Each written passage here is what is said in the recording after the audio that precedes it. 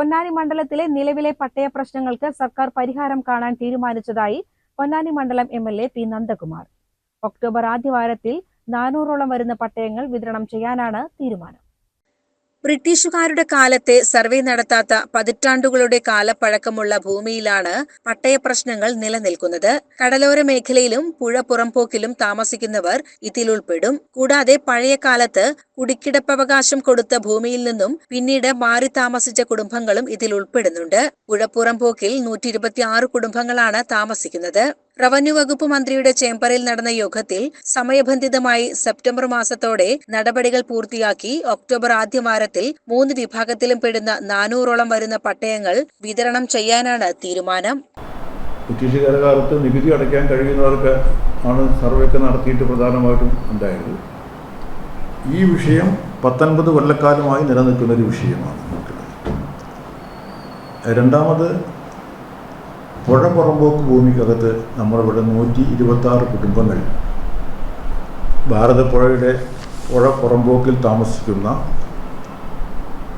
ഈ 126 കുടുംബങ്ങളെ സംബന്ധിച്ചിടത്തോളമുള്ള വിശദമായ റിപ്പോർട്ട് വർഷങ്ങളായി നമ്മുടെ റവന്യൂ വകുപ്പിൻ്റെ കയ്യിലുള്ളതാണ്. അതിന് പല സാങ്കേതികത്വം പറഞ്ഞ് അവർക്ക് പട്ടയം കൊടുക്കാതെ ഇങ്ങനെ നീണ്ടുപോവുകയാണ് ഉണ്ടായിട്ടുള്ളത്. ഇപ്പോൾ നമ്മുടെ കോടതി വിധിയുടെ അടിസ്ഥാനത്തിൽ തന്നെ ആ പുഴ ഭാരതപ്പുഴ പുറമ്പോക്കിലെ ഇവർ കൊടുക്കാനുള്ള ഒരു സാഹചര്യം ഉയർന്നു വന്നു. നമുക്ക് ആലപ്പുഴയിലെ കായൽ പുഴ പുറമ്പോക്ക് നിവാസികൾക്ക് പട്ടയം കൊടുക്കാൻ ഗവൺമെൻറ് അധികാരമുണ്ട് എന്ന രൂപത്തിലേക്കുള്ള വിധി വന്നു. അപ്പോൾ പുഴ പുറമ്പോക്കിലെ പട്ടയം കൊടുക്കാൻ ഗവൺമെൻറ്റിനുള്ള അധികാരം ഉപയോഗപ്പെടുത്തിക്കൊണ്ട് ഇവിടെ പട്ടയം കൊടുക്കണമെന്നാണ് ഞാൻ ആവശ്യപ്പെട്ടത്. അതിനെ സംബന്ധിച്ചിടത്തോളം ഒരു ധാരണയായി. കൂടാതെ കായൽ പുറംപോക്കിൽ ദശകങ്ങളായി കൃഷി ചെയ്യുന്ന കർഷകർക്ക് തുച്ഛമായ രീതിയിൽ ലീസ് നൽകി കൃഷിഭൂമിയുടെ അവകാശികളാക്കുന്ന പദ്ധതിയും നടപ്പാക്കാൻ തീരുമാനിക്കുന്നുണ്ട്. ഈ 4 വിഷയങ്ങളാണ് പ്രധാനമായിട്ടും മണ്ഡലത്തിലെ പട്ടയ പ്രശ്നങ്ങൾ. ഇവിടെ അവശേഷിക്കുന്ന ചില പട്ടയ പ്രശ്നങ്ങളുണ്ട്. അത് ഈ കോളനികൾക്കുള്ള പട്ടയം കിട്ടേണ്ട ചില കാര്യങ്ങളൊക്കെ അവശേഷിക്കുന്നത് പഞ്ചായത്തുകൾക്കാണ്. അത് പല സാങ്കേതികവും പറഞ്ഞിട്ട് താലൂക്ക് ഓഫീസിനൊക്കെ ഡിലേ പ്രശ്നങ്ങൾ. അത് കലക്ടർക്ക് കട്ടൗട്ട് ചെയ്തിട്ടുള്ളത്. അത് ഈ കലക്ടർ ഈ മാസം തന്നെ ആഗസ്റ്റ് മാസത്തോടെ പൂർത്തീകരിക്കാനുള്ള നടപടി സ്വീകരിക്കണം എന്ന് തീരുമാനിക്കുന്നു. അങ്ങനെ ഈ മണ്ഡലത്തിലെ പട്ടയ പ്രശ്നത്തിന് ഒരു പരിഹാരം കാണുന്ന രൂപത്തിലേക്കുള്ള തീരുമാനമാണ് ഈ യോഗത്തിലെടുത്തിട്ടുള്ളത്.